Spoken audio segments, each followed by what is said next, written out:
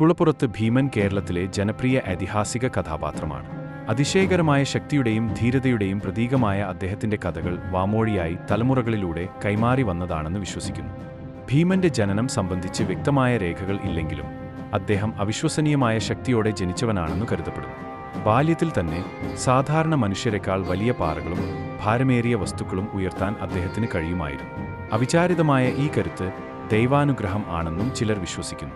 യൗവനത്തിൽ എത്തുമ്പോഴേക്കും മനുഷ്യനോ മൃഗത്തിനോ അദ്ദേഹത്തിനെതിരെ നിൽക്കാൻ കഴിയില്ലായിരുന്നു.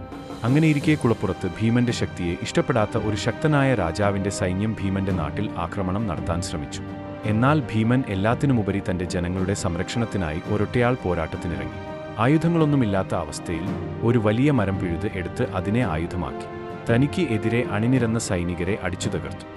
വാളുകളും അസ്ത്രങ്ങളും അദ്ദേഹത്തെ തോൽപ്പിക്കാൻ സാധിച്ചില്ല. കുറച്ചുനേരത്തിനുള്ളിൽ തന്നെ ഭീമൻ എതിരാളികളെ പരാജയപ്പെടുത്തി. ഒരു തവണ കള്ളന്മാരുടെ ഒരു സംഘം ഭീമന്റെ ഗ്രാമം ആക്രമിക്കാൻ ശ്രമിച്ചു. അവർ കൃഷിയിടങ്ങളും കന്നുകാലികളും കൊള്ളയടിക്കാനെത്തിയപ്പോൾ ഭീമൻ ആയുധങ്ങളില്ലാതെ തന്നെ ഗ്രാമത്തിന്റെ സംരക്ഷണത്തിനായി എത്തി. കള്ളന്മാർ ആനകളെയും കുതിരകളെയും ഉപയോഗിച്ച് ആക്രമിക്കാൻ ശ്രമിച്ചപ്പോൾ ഭീമൻ ഒരു ആനയുടെ തുമ്പിക്കൈ പിടിച്ചു വലിച്ചു നീക്കി.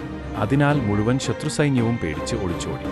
ഭീമന്റെ കഥകളുടെ യാഥാർത്ഥ്യം സംബന്ധിച്ച വ്യക്തമായ തെളിവുകൾ ഇല്ലെങ്കിലും കേരളത്തിലെ പൗരാണിക ചരിത്രത്തിൽ അദ്ദേഹം അതിവിശാലമായ സ്ഥാനം പിടിച്ചിരിക്കുന്നു. അദ്ദേഹത്തിന്റെ അതുല്യമായ ധൈര്യവും ശക്തിയും നീതിയുടെയും നന്മയുടെയും പ്രതീകമായി ജനങ്ങളാൽ ഇന്നും സ്മരിക്കപ്പെടുന്നു.